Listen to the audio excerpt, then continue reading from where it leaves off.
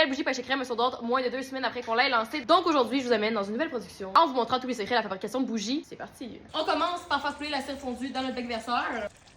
Prochaine étape, on s'en vient ajouter la fragrance pêche et crème directement dans le pot. On met un pourcentage précis de fragrance et c'est l'étape qui fait en sorte que nos bougies sentent beaucoup même quand elles sont pas allumées. Et on vient brasser pour un total de 2 minutes afin que la fragrance soit bien mélangée à la cire. Et là, on vient verser le tout dans notre bec verseur pour pouvoir remplir les bougies. Une des raisons qui fait d'ailleurs en sorte que c'est très long faire des bougies, c'est le remplissage de pot, bien évidemment, parce qu'une batch de ce qu'on vient de faire fait environ 8 à 10 bougies. Fait qu'on a des productions de centaines de bougies, vous pouvez imaginer que c'est extrêmement long à faire. Et c'est loin d'être fini à ce stade-ci en plus. Et là, on va venir placer les centreurs de mèches pour s'assurer que les mèches à bougie figent bien droite. Ça va aussi permettre de nous assurer que la bougie brûle bien droite afin de minimiser les risques de creusage lorsqu'on brûle la bougie par après. Les bougies ont figé et c'est donc le temps de venir les gonner sur le dessus pour qu'elles deviennent lisses et enlever toutes les petites imperfections.